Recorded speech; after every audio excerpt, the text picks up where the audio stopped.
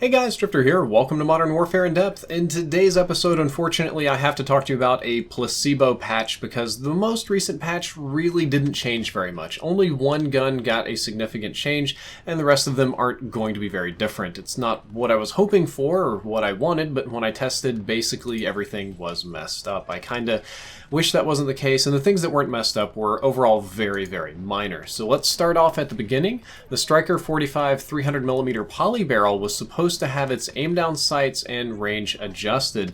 The way it ended up happening though is that the aim down sights time was unchanged, but the 3-shot range got a pretty massive buff from 21 meters to 26 meters.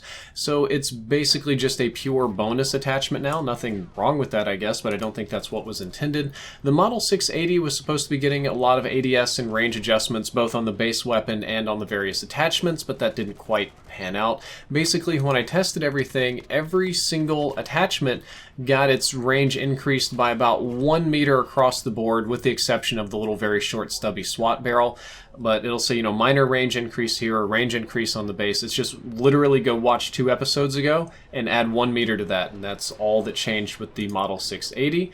But the Liberator Barrel got an aim down sights buff. I'm not sure if that was supposed to be how this happened, but it was originally 266 milliseconds to aim down sights. Now it's 233, and it has a slight range buff, so that attachment got a lot better, but I don't think you're going to notice 2 frames and 1 meter on this weapon when you're running around with it.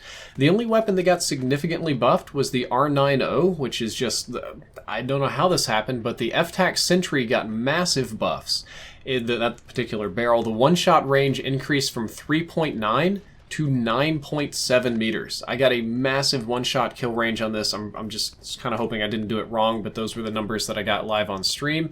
And the aim down sights time got buffed from 350 to 333 milliseconds. So this particular barrel now aim down sights faster and has more than double its original range, which I consider a very massive buff, especially on a weapon where you can spam 2 shots out very, very quickly. The Origin 12 FTAC Precision got buffed. The range is effectively unchanged. I mean, the range on this weapon is so short that it's difficult to measure. However, the aim down sights time was reduced again by 2 frames, so this one now ADS is faster, or at least faster than the last time I measured it.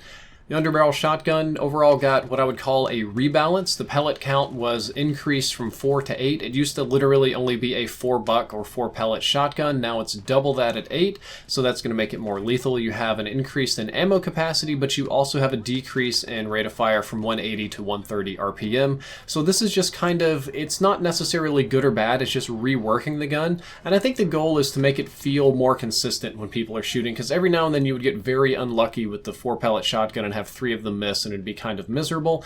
Not a super popular attachment, so we're not going to focus on it too much. There were 3 relatively fast fixes that came in. The snake shot akimbo hit registration was fixed. There was a glitch where if you shot both pistols at the same time, only one of them would register hits instead of both, which was, I wish I would have known that before doing my Gun Sanity episode. The SA87 12.4-inch barrel had its recoil reduced. I didn't use this very much before, nor did I have any footage saved, so I don't have anything to compare it to. And the crossbow now reloads a little bit faster, but that's kind of like minor changes overall. Another one that was supposed to happen is that the AK47 5.54 x 39mm rounds were supposed to be buffed with increased damage. This is the lower caliber ammunition that shoots faster and has less recoil that you would put on the weapon in order to create the AK74u. And what was supposed to happen is the close and medium ranges were supposed to deal increased damage. Well, I went and tested it, and as far as I can tell, they're identical to how they used to be. So nothing happened, no changes, no updates, no damage buffs. I talked to Ace about this briefly before I think he went to bed, because we're kind of working on same projects. He'll probably have his video out before mine. That's just how that tends to work. But he couldn't find anything either, so I guess if he ends up finding something, it's probably pretty small. Interestingly, and this was not in the patch notes, the Uzi got 2 new attachments, including a higher caliber ammunition magazine. So the Uzi it's got a new barrel, which I measured, and it's not particularly special, so we're not going to focus on that. But it got a 41.41 Action Express magazine that's supposed to shoot slower but deal way more damage and have better range, right? Unfortunately, when I tested it out, this mag had no effect on the weapon at all, except maybe increasing the recoil. I couldn't get a measurable difference in damage, I couldn't get a measurable difference in rate of fire or range or anything.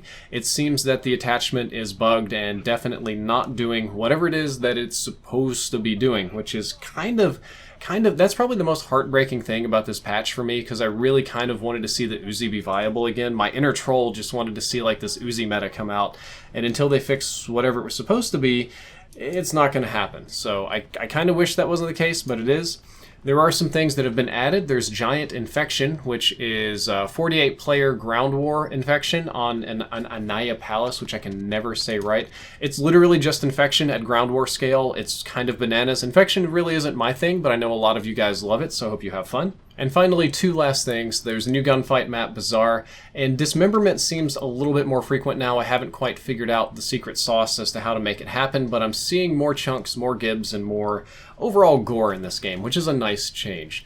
So unfortunately, all you really need to remember from the patch today is that almost nothing changed, except the R9O got much better. That gun is now, if you put the FTAC Sentry Barrel on it, it should be a monster again, kind of like how it was when the game first came out, and I would recommend using it. Guys, that is all for this patch notes video. I hope that you learned something useful. If you did, don't forget to like, favorite, and subscribe. Drifter out.